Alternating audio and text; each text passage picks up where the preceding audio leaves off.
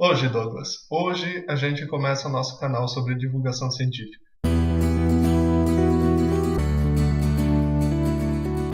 Para o esclarecimento da maioria das pessoas, o Douglas é um amigo meu do Rio de Janeiro que me perguntou há mais ou menos um ano atrás quando a gente começaria o nosso canal sobre divulgação científica. Bom, aqui a gente está hoje com o nosso canal sobre lógica e ciência. O meu nome é Lucas, eu sou estudante da Universidade Federal de Santa Catarina no curso de Física, bacharelado.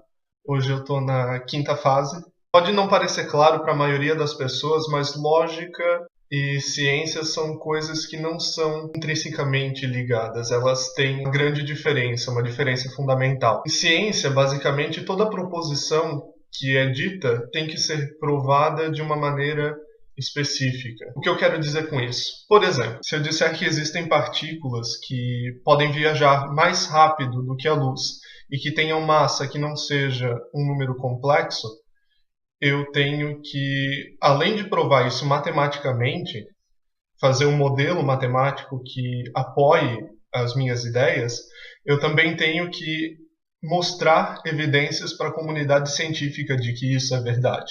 Se eu não mostro evidências para a comunidade científica de que isso é verdade, e por mais embasado, mais bonita que seja a matemática que esteja escrita no meu artigo, a comunidade científica pode muito bem aceitar ela, mas ela não ganha um status forte porque eu não tenho evidências de que ela seja verdade.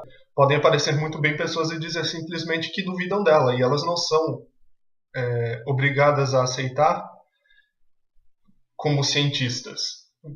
Pessoalmente, elas não são obrigadas a aceitar de nenhum jeito, mas como cientistas, se eu não apresentar evidências, elas não são obrigadas a aceitar essa ideia. Com lógica e matemática em específico, funciona um pouquinho diferente. Eu vou dar um exemplo bastante conhecido, talvez não pela maioria das pessoas, mas pela maioria dos matemáticos. E a maioria dos exemplos de lógica que eu vou dar nesse canal são exemplos que vêm da matemática. O último teorema de Fermat. O último teorema de Fermat ganhou esse nome não porque ele foi o último teorema que o Fermat escreveu, e sim porque foi o último teorema a ser provado por matemáticos. O Pierre de Fermat foi um matemático, não lembro direito de agora de que data, eu vou colocar aqui embaixo no vídeo, mas ele não tinha como profissão realmente a matemática, ela era mais um hobby para ele. E ele, como não sendo um matemático profissional, não talvez só por causa disso, mas ele tinha essa mania de escrever proposições por tudo quanto é canto e não demonstrar essas proposições. Uma dessas proposições foi o que a gente conhece hoje como o último teorema de Fermat. E ela é muito simples de ser entendida. Ela diz basicamente que essa equação, com x, y e z nos números inteiros e n nos números naturais maiores do que 2, não tem solução, a não ser as triviais. Fazendo uma analogia com o que a gente viu sobre ciência antes, uma pessoa chegar e dizer, essa equação tem solução, seria basicamente uma pessoa dizer que existem as partículas superluminais com massa que não seja um número complexo.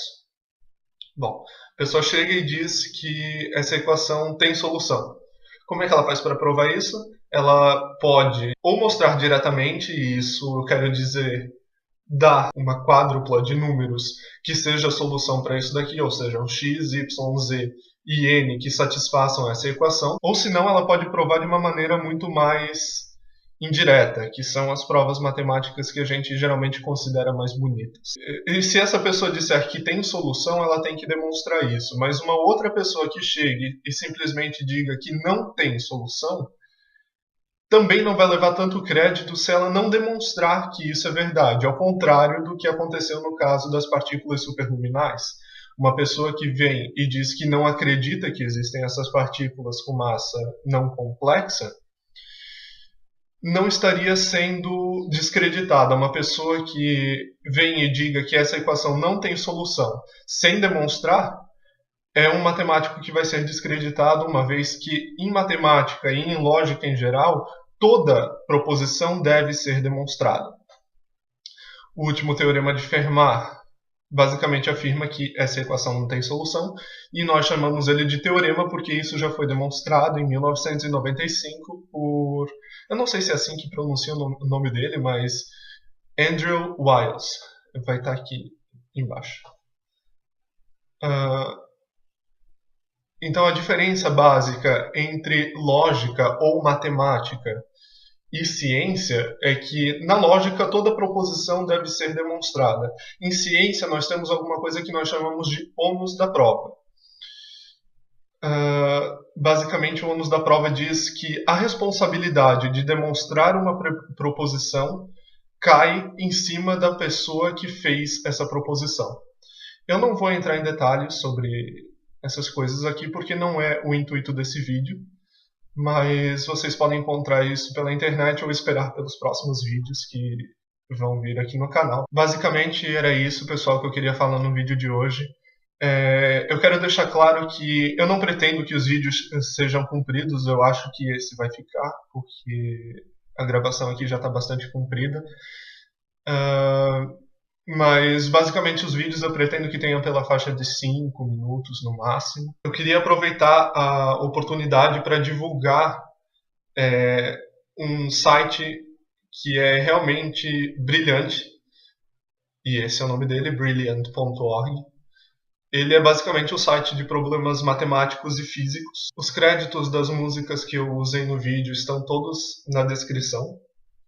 É de um site, eu também não sei se é esse o nome certo, mas se escreve Dan.O. Ele vai estar ali na descrição, vocês podem ver certinho como é que funciona. São todas músicas em domínio público. Eu queria agradecer também ao meu amigo Douglas, de novo, do Rio de Janeiro, que propôs o nome para esse vlog e foi muito eficaz, eu gostei muito. Então, valeu aí, Douglas. E até a próxima e esperem por vídeos. E é isso.